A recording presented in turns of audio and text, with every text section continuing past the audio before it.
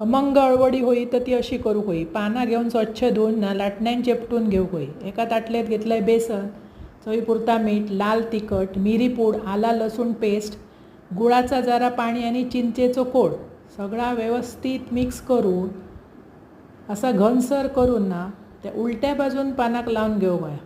त्याच्यावर घालूक होय तीळ. मी केलं 3 पानाची, तुम्ही 3 पानाची, 4 पानाची, 5 पानाची होई तेवढे घालून ना तो घट्ट करूक शकतास. अशी करून बघा. पातळ मात्र लावूक होया पीठ टाक आणि व्यवस्थित त्याची ना वळकटी करूक होई घट्ट अशी दामटून.